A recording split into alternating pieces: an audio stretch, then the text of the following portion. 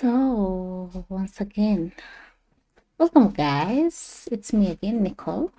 I'm here with another testimony. So, it's more about dreams actually. So, when I was around 8, 10 years like this, I had a dream, and in this dream, we lived in Nairobi at that time. So, Komarok, Mlawa Courthouse number 154. That's how clear I remember. So in this room, it was a two-bedroom house. So one room was for my parents, and the other room was for me and my brothers and sisters. There was a double decker. So my bro and my sister, they still had they were peeing at that time, so they slept there. Then I slept on top alone, and then there was one bed on this other side that was meant for one of my other sister and my aunt. So at this time, my parents were living separately. My mom lived in the village with my brother, Sami, and the rest of us who lived in town with my dad and a housemaid. That's why my sister was sleeping with a housemaid. So I remember there's one time I had a really disturbing dream, but at that time I didn't really get it. So the dream is I was just seated somewhere. I was not on earth, not in heaven, but now I come to understand it's what they call the first heaven because I wasn't on earth. And I was seated there with folded legs, the way Indians sit most of the time. And I was just minding my business, when you're just seated. And as I was seated, I felt like between 5 and 7 people came, and they were dressed in a really long cloak, black one, and it had a hoodie which was like pointed upwards. Yeah, and this guy, all the guys, they had like a red ribbon, this thick, like say 10 centimeters, wrapped on the waist, and the main one had like a band, a red one, wrapped on his forehead like this. So I think the one that had one wrapped here was their head or the director. I don't know, their boss or the priest. So this guy came ahead and he didn't even say anything. He put something like his hands just around on my head like this and then went back and disappeared. So I was kind of afraid, like I felt shocked, and I woke up and I looked around. I'm still in my room. Then I went back to sleep. The next day, we went to school, and then when we came back the next day, now I just couldn't sleep. I slept with my Bible there. I took my Bible and I was holding it when I was sleeping because, growing up, we believe that when you hold a Bible when you're sleeping, you're protected. And honestly, I slept with the Bible in my arms, and nothing happened that night. So, but the next day, my dad used to come and wake up. He'll just say, "Wake up and switch on the lights." So if he comes back and you're still sleeping, you'll be beaten. At that time, the house help was like preparing breakfast and everything. So my dad came and said, "Wake up." And then it's like he noticed I had this Bible on my bed. So we went to school, and then the next day my dad came and said, some of you just come here and go to bed with the Bible. Why would anybody sleep with books? Why don't you just finish with your books, put it away and sleep, my dad. So, because he's not really a Christian and doesn't quite believe in God, so I let it be. So as time went by, I'm a teenager here. I'm a girl, and my mom, excuse me, my mom is in the village. We have a house help here, but I don't quite trust her. So I started being rebellious, and I really caused a lot of problems. And they made the house help, excuse me, at some point she was tired, and she told my dad, because I had started stealing 10 shillings, 20 shillings, So I was just being difficult. I'm a teenager. I was at the height of puberty, I'd say. So my this house help, she later got tired and told my dad that I'm stealing from her and I'm making life difficult. So my dad really got pissed off and tired because, at this time my dad used to go to work, and after work he used to go to campus. I think he was making his master's. I think so. So he told me that I'm annoying him. I have to go to the village. And I really wanted to be with my mom. So I was like, yeah, I'm going. A teenager. I don't even know how I spoke back, but I did. and I thought it's a joke, but actually, the next day we were on a bus to Eldoret. So by the time we got to the village, my mom was not there because my mom was hustling. For her to be in the village, she was dumped there by my dad because they used to fight a lot. So she had gone to hustle. She had started selling vegetables. She was just doing her small business. So we had to wait a little bit. But I was born in a small village in Eldoret. So in this village, word goes around real fast. So I think she was somewhere in the village, probably doing a kibarua of selling, and she had it. And then she came home. She found me there. My dad had already gone to the city center, and or like that center in a shop where old people meet. So he went there. It's called Dwakali. I'll call it a village center. So he went there to meet with his old friends and do what men do. Excuse me.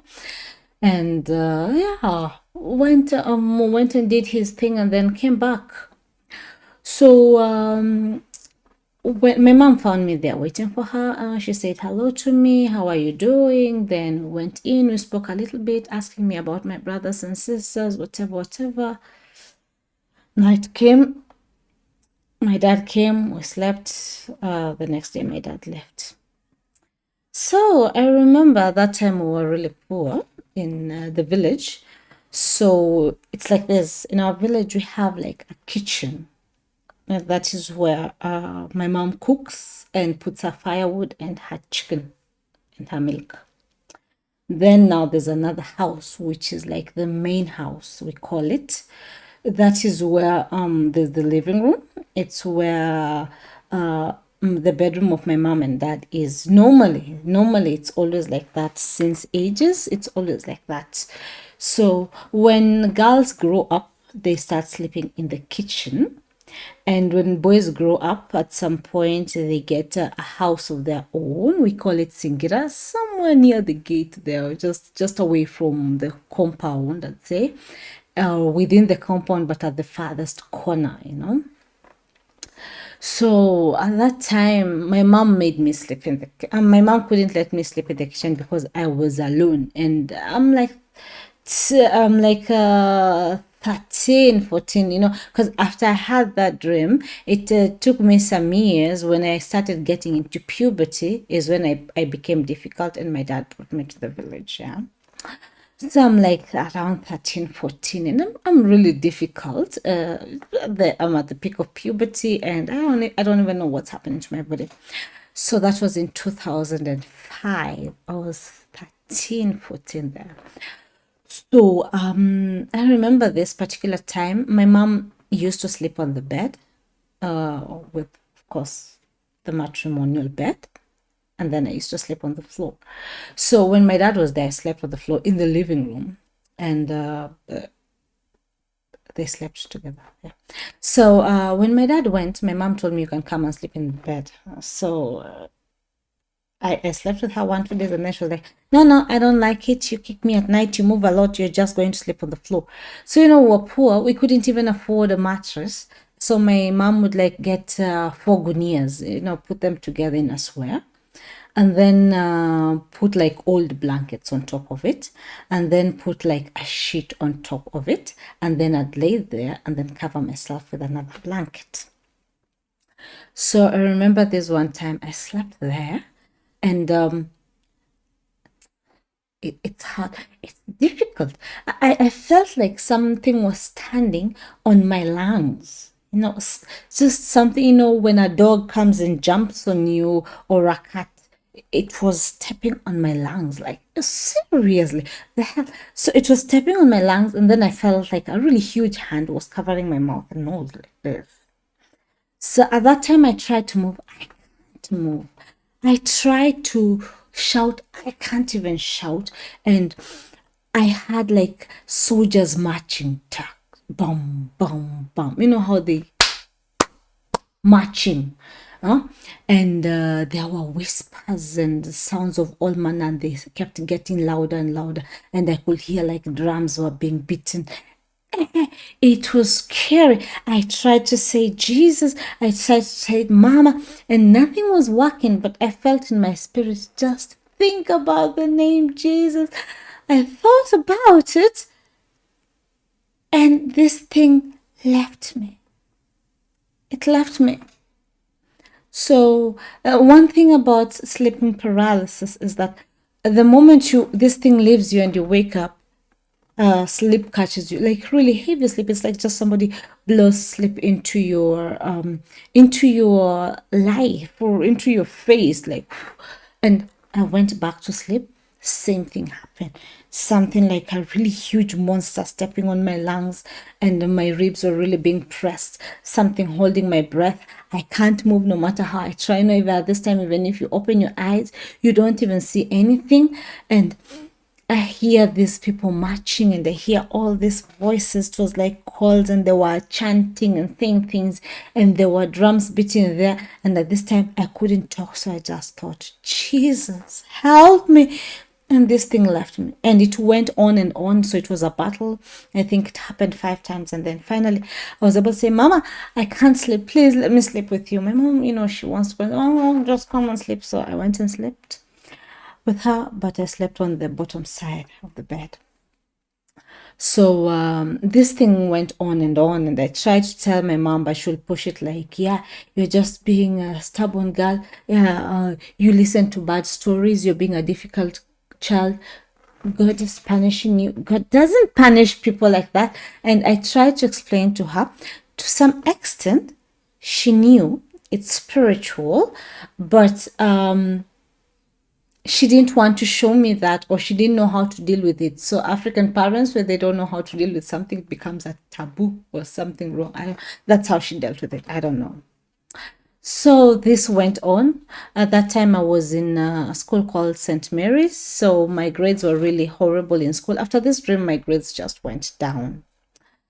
The first dream, when I was around 8, my grades just went down in school. So I remember when I came to the village, when you're coming from Nairobi, you go to a village school. The school has really high expectations about your performance, but my performance was low, so they were just like, oh, okay, fine. So my dad, at that time I was in class 7, and my dad wanted me to repeat standard 7 because I didn't really perform well. And if he had left me in that school, I would have just gone to class 8 because he already wanted me to repeat standard 6, but I went to standard 7. So he took me to a boarding school. That was Oxford Academy. But you see, when I was there, my dad wasn't really consistent with paying his school fees. Like half the year I was at home. I was being sent home. I come back, being sent home. I come back, So, and whenever he was asked, why aren't you paying school fees for this girl, I say, yeah, she's just a repeater. Man, I was repeating to get it right, but you see, the time I'm not even using it to get it right. Anyway, life went on, and I went to this school, and I was, my dad really hated me. After this dream, my dad really loved me. I was like daddy's girl. But at some point, he hated me after this dream when I was 8 years old. So I remember going to this school. I needed books. And what my dad, what we did is that he went and shopped for me that metallic box, uniform, games kit, textbooks. And then now we went to the shopping center, Jokali. He was supposed to get me 8 exercise books. So he bought this exercise. He left me in the car, went and bought these exercise books from a shop. Then when he came in, he opened the car and threw the books at me. I was sitting on the front seat, and I really felt bad. But one thing, I did not even cry because I was used to being hate. I was already damaged, yeah. So, excuse me, we went to school. And when I was in this school, when I was in Nairobi, at least I had friends. Even in school, I had friends. At some point, I was the teacher's pet. But when I came to the village, everything changed. I'm not getting along with anybody. If anything, I have 0 friends and all enemies. My friends, they tolerate me. So yeah, I got there. Life has to go on. Yeah, I came here to study was what I had in my head. So I got to school. So I remember when I was going to this school, at this point now, my brothers and sisters came home. I remember in 2015 for December holidays, and they thought, no, we want to stay here and also go to boarding schools because it was really a cool thing being in boarding schools those days. So my brothers and sisters went to different schools, and three of them went to Soya. Two of them went to Soya Academy, on your way to Kitale from Eldoret.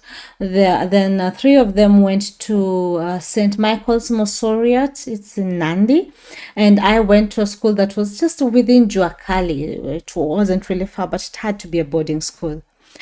So I remember when my brothers and sisters were going to this boarding school, they got new uniforms and they got Taffy's shoes. Taffy's, those are the best school shoes. I thought I'm getting the same, but I got some Mutumba second-hand clothes. At that time, I was wearing, I think, number 37 shoe size. He bought me 41, so it's oversized, ugly, and second-hand, like the cheapest. I think he bought it for 100 shillings. God, my heart sunk. I felt hated, and I just went and told my mom, why is he doing this to me? Why is he buying me shoes that are oversized? Why? And my mom told me, Vumilia too. It's like, just persevere, my daughter, because she couldn't afford it, but that's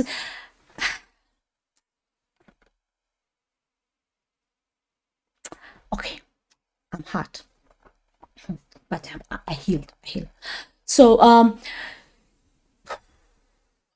I went to this school. He threw books at me. I went, and when I got to this school, I just wanted to be out. So I got out, went to the boot of the car, carried my own box, and this matron was there waiting for me. I told her, excuse me, where's the bedroom? Where's the dorm? Where's my bed? Because now we're in the dormitory. She told me we're there. I just went there, put my box there, and slept. And packed my things, did my bed, and then I was taken to class. So I went there the first few days. I made a few friends, but when you join a new school, everybody's basically your friend. And most of the people, this school was new, it was 2 years old now.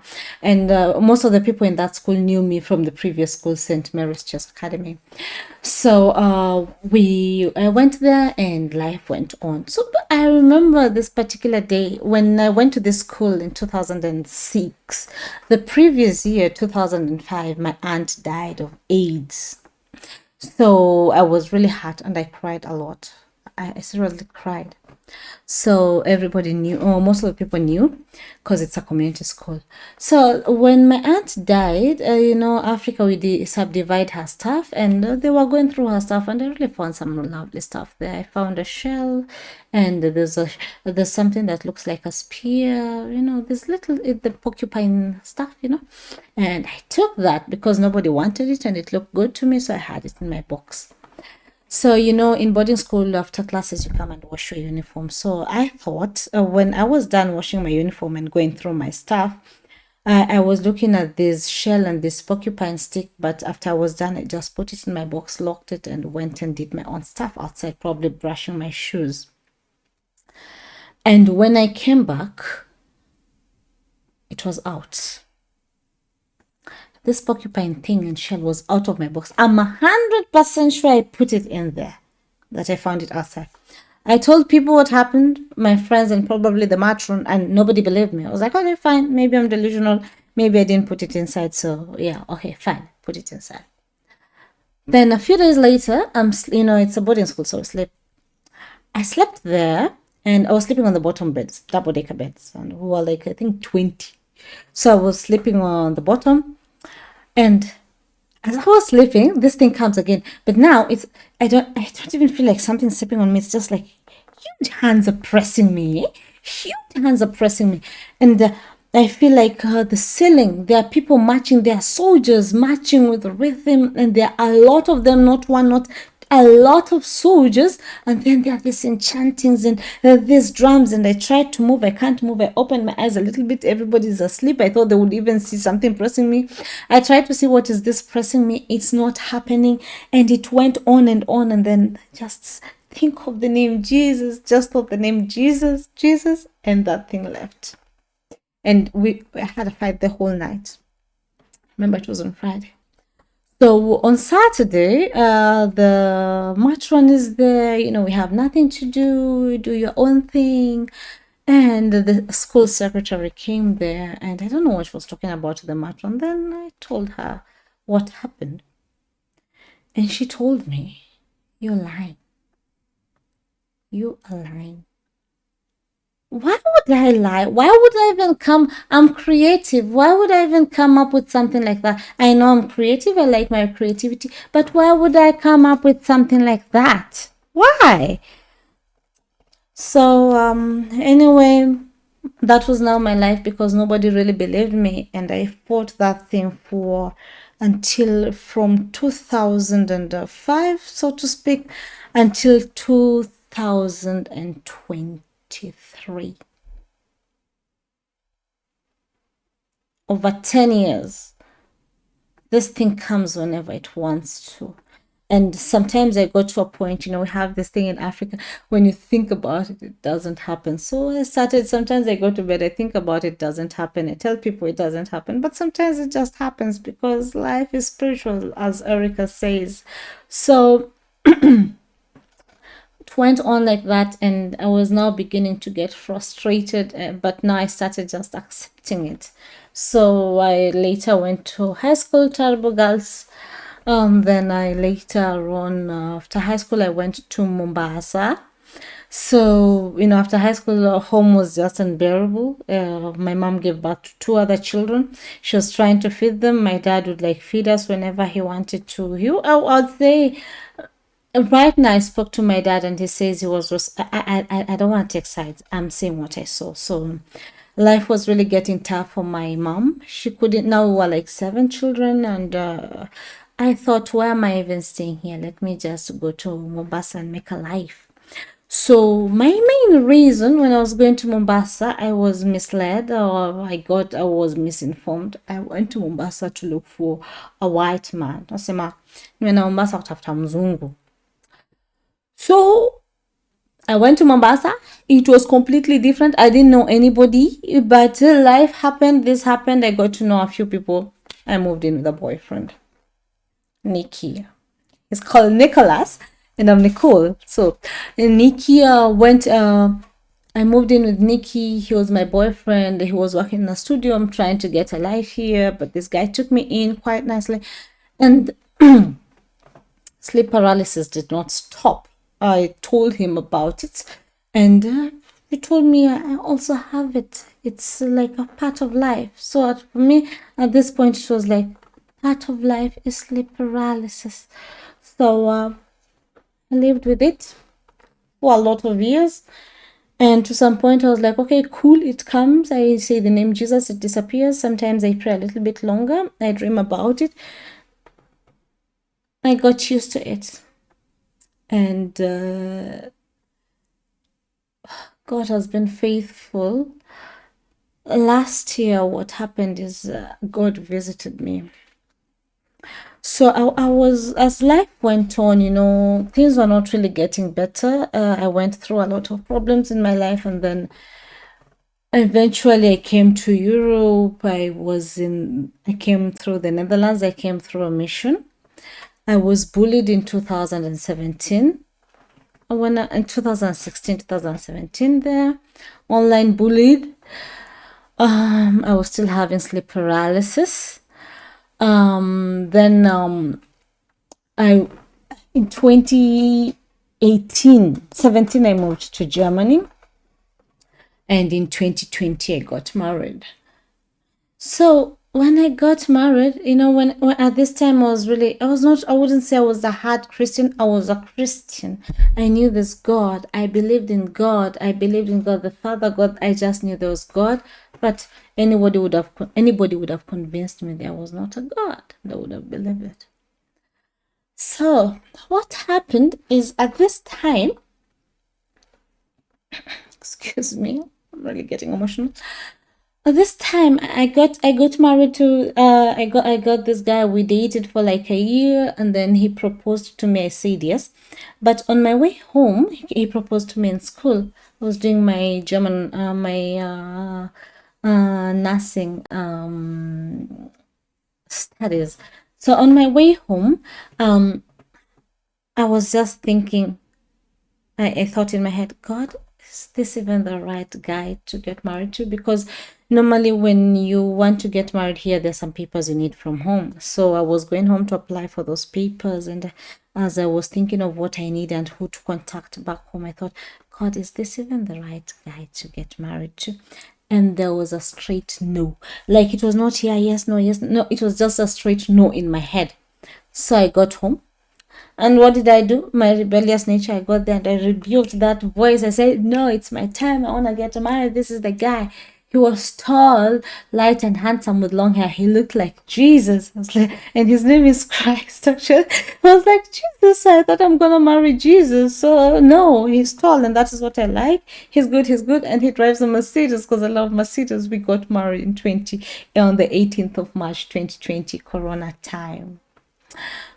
Sleep paralysis did not stop. I thought maybe if I have somebody we share a bed with, it will stop, but it will come from time and again. And I think God allowed this because this marriage happened real quick. The papers came real. The other guys I tried to marry, I tried to get the papers so we could marry here. They got frustrated. Things were not working out. We lost a lot of money, and they thought I'm in the game of conning people, so nobody really wanted it. So at this point, I had given up. I was just living my life, go home, go party, working. So when I applied for these papers, they came really fast. And I thought, yeah, it's the hand of God. Things are working. So this when I was with this guy, after we got married, sleep paralysis was still happening, but after we got married, it was crazy. Because remember, I'm a nurse, so I go, let me say I'm a caregiver. So I go to work. I used to do morning shift and late shift, but when I got married to him, I just told my boss I want to be doing late shift. Cool. Then this guy used to do morning shift, night shift, late shift. So there are some days we don't even meet at all, which was okay for me. And I remember this one time he told me, why don't you, because I am able to make my own working plan. So he told me, why don't you make a working plan where we get to meet? And I remember this time I told my boss, okay, I'm going to make a working plan. Sometimes I'll be working in the morning, but not so often. So I can have the same working plan with my husband. And they said, okay, just do what you want. So when I made this working plan, and the first, every day we were together, we fought like crazy. We're not even 1 year together, but we fought like serious fighting. And sometimes it's really something stupid. When you fight me, I don't have time. I exchange words when I'm fighting with a fellow lady, but when I'm fighting with a man, you don't have the time, because I know their thinking is quite different. So when we fought, I'd go away. When we fight, I'd go away, thinking of the fight, cry it out. By the time I come back, I'm so done, and I'm not even talking to anybody. Silent treatment. I don't know how to deal otherwise. And this time when I'm silent, I'm just processing. So I went back to my boss and said, I'm sorry, can I please fix this working plan for this month? Because I can't stand it. And my boss told me you can't do it. So it was a whole month of fighting. So at that time, I'm not even a serious Christian. I'm married to an atheist. So this sleep paralysis went to a higher level. When he's having night shift and I'm alone, I felt a presence. The presence was super unholy. Because remember, I used to watch vampire movies. I watched The Exorcist and, movies where a witch can be in your house and you don't know, stuff like that. And I watched all those things. So sometimes I just felt like I had company and the sense was just super strong. And whenever I had that sense, I started singing Christian songs, like super worship, slow songs. Hakuna Mungu kama wewe, unastahili kuabudiwa, katikati ya miungu, hakuna Mungu mwingine kama wewe. Those songs. And then I'd go and take a shower real quick and go to bed. So sleep paralysis did not stop. I had now mastered the art of saying, thinking Jesus. When you can't say it, think it. And I remember there's one time I was defiled. Let me tell you what happened. You see, when I got married to this guy, there was sometimes I had I have feelings. Yeah, I have feelings. I'm married, and let me say my sex drive was high, or rather, yeah, still is. And I felt like I'm not getting enough, so I have it in my head.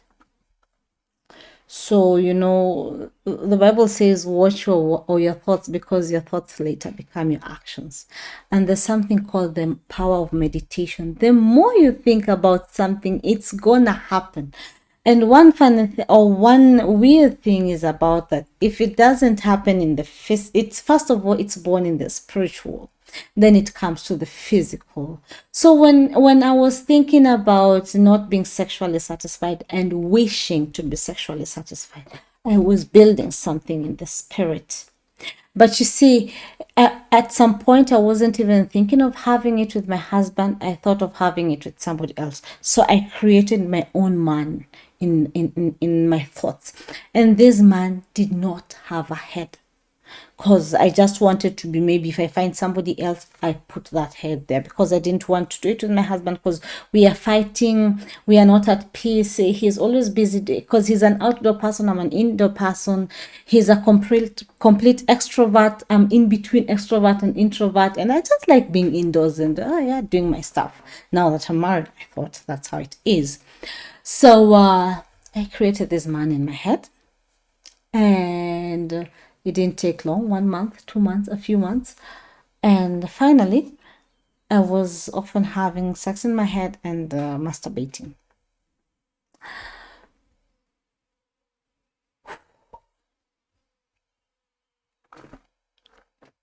So this one time, when a woman is ovulating, I lay there in bed. I was naked, laying in our matrimonial bed. And I thought, if only my husband was here. But he isn't. But I got toys. Let me just use them. So I got all the toys possible. Funny enough, he was buying me most of these toys, and I found some in this house when he married me. I put them there and I said, okay, let me sleep fast. Or I don't quite remember. Did I use them? Or maybe I slept fast and I used them. So I slept there naked. And I can tell you, before God and man, my husband was at work. He was having a night shift. It was at around 8ish. I slept there. No, it was not even 8ish. It was around 6, 7 there. I was not even asleep. But life is spiritual. I had sex. Not with my husband, not with my sex toys. I had sex with a thing. So when I woke up, I was really scared and worried. And like, when you have sex, you wake up and when you're done, when you've been abused. Because I felt it in my sleep. It was a dream. I felt it in my sleep. It was like a dream, but I really felt it physically. I felt it. So I wasn't drunk. I wasn't high or anything. So I woke up. I'm feeling all confused, trying to assume it's a dream. I went and took a shower, washed myself up, come and say there the Lord's Prayer, Amen, and went to sleep. Then the abuse went on. No, not really. No, sexual abuse was only once, but now I kept having sleep paralysis, and at some point I was tired. I didn't want to do this anymore. The fights are intensifying here with my husband, and on this other side I can't even sleep, and when he's not there, I'm having presence in that house that is so unholy. And even though I rebuke it, this house is not mine. He bought this house, so I'm not an owner there. I'm just a co-owner. I'm going to rebuke and send out those demons, but they'll always come back because there's a legal entry. The devil cannot be there unless you allow him to be there. And he was there, or rather the demons were there. So life went on, sleep paralysis, me praying here, me praying there. Life went on. I'm really unhappy, and that was when I was always sinking and coming out of a depression. It really got crazy, and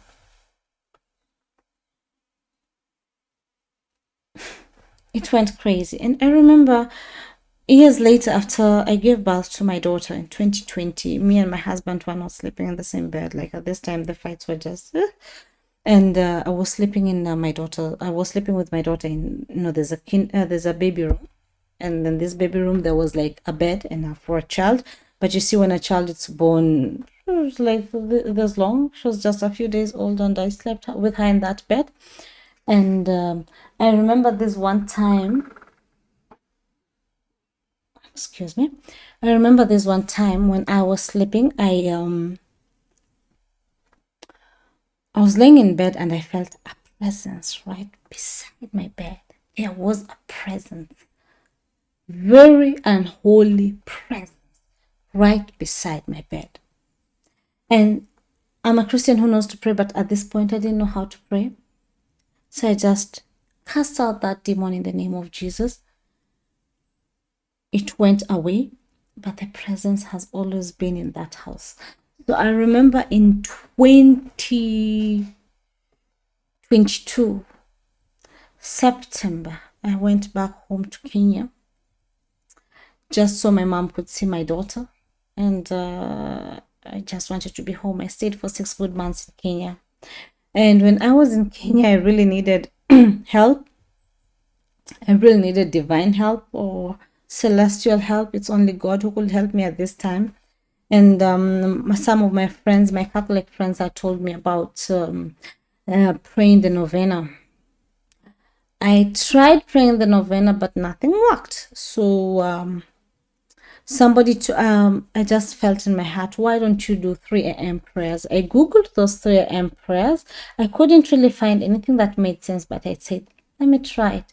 So I started praying 3 a.m. prayers. And I tell you, my people, prayer works. So that was it for today. In my next episode, I'll tell you about how prayers has helped me and how prayers helped me overcome sleep paralysis. Have a good day, make good choices, and may God bless you. Bye-bye.